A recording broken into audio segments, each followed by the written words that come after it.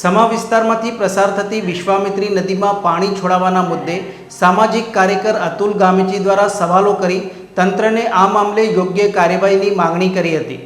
વડોદરા શહેરના સમા વિસ્તારમાં આવેલ બ્રિજ નજીક વિશ્વામિત્રી નદીમાં ઊંચાઈથી પાઇપથી પાણી છોડવામાં આવી રહ્યું છે તેવો એક વિડીયો સોશિયલ મીડિયા ઉપર ઝડપથી વાયરલ થયો છે। આ ઘટનાને લઈને સામાજિક કાર્યકર અતુલ ગામેચીએ તંત્ર સામે ગંભીર પ્રશ્નો ઉઠાવ્યા છે અને મ્યુનિસિપલ તંત્રની કામગીરી સામે સવાલો ઉઠાવતા આકરા પ્રહારો પણ કર્યા છે। અતુલ ગામેચીએ જણાવ્યું હતું કે નદીમાં જે પાણી છોડવામાં આવે છે તે ટ્રીટેડ છે કે અનટ્રીટેડ તેની કોઈ માહિતી ઉપલબ્ધ નથી। આવા મામલાઓમાં પારદર્શિકતા હોવી જોઈએ અને તાત્કાલિક તપાસ થવી જરૂરી છે।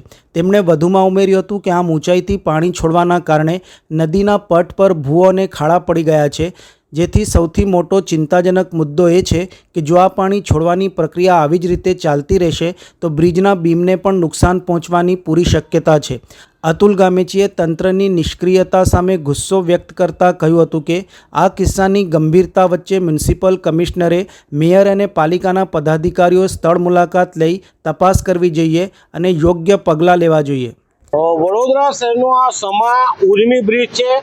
બ્રિજની નીચે જોવા જઈએ તો અનટ્રીટ પાણી કે ટ્રીટ પાણી વડોદરા મહાનગરપાલિકા છોડી રહ્યું છે। આ પાણી છોડવાના કારણે અહીંયા એક ભૂવો નીચે પડી ગયો છે, સાથે આ પાણી જે છોડ્યું છે અનટ્રીટ પાણી કે ટ્રીટ પાણી એનાથી બ્રિજના બીમને નુકસાન થઈ રહ્યું છે। ત્યાં પણ ક્યાંક જો બ્રિજને નુકસાન થશે, બ્રિજ પડી જશે તો જવાબદાર કોણ રહેશે?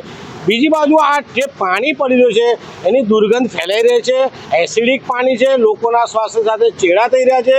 જો પાણી છોડવું જ હતું તો વિશ્વામિત્રી નદી શુદ્ધિકરણ જ્યારે કરવામાં આવી રહ્યું છે તો પાણી પણ અહીંયા શુદ્ધ થવું જોઈએ, પરંતુ ક્યાંક ને ક્યાંક વડોદરા શહેરની જનતામાં જે આંખોમાં દૂર જોખવામાં આવી રહી છે તેવું અહીંયા દેખાઈ રહ્યું છે।